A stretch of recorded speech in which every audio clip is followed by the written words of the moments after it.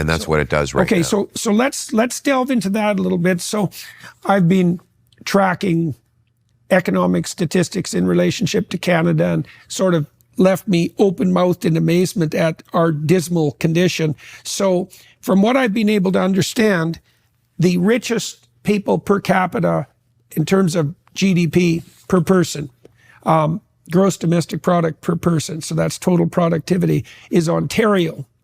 And Ontario inhabitants are now poorer per capita than inhabitants of Mississippi, and that's the poorest American state. So the inhabitants of Canada's richest province are poorer than the inhabitants of the United States' poorest state.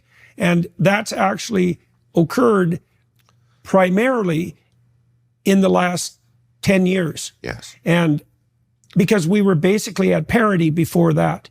Yes. And had historically been not quite as rich as the Americans, with some, blips above them, but pretty much tracking them one-to-one. Yeah. And now it's 60%, something like that. And that's not all the bad news, because it's 60% in terms of absolute wealth, and a real estate market that's twice as expensive approximately on average. Yeah. Right. So now it's really bad. It's really incredible. Like 10 years ago, the New York Times wrote an article, welcome to Canada, we're home of the world's most affluent middle class.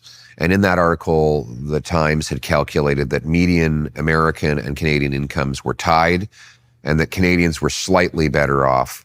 Now, part of that was because of the 08-09 financial crisis hit them harder than it hit us. But still, now per capita GDP in the States is $22,000 higher than in Canada, measured in USD. So that's about almost 30,000 measured in. Right. So that's a whole other income, essentially. Yes. That's a whole other part-time income. Exactly. Yeah. And then, as you correctly point out, their real estate is significantly cheaper than ours.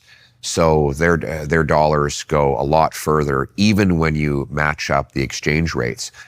And what's worse than that is that the leading indicators are even more horrific. And leading indicators, for example, are investment dollars, because your wealth tomorrow is determined by your investment today. So if your employer, for example, is buying lots of new tools and technology, you're going to be able to crank out more widgets.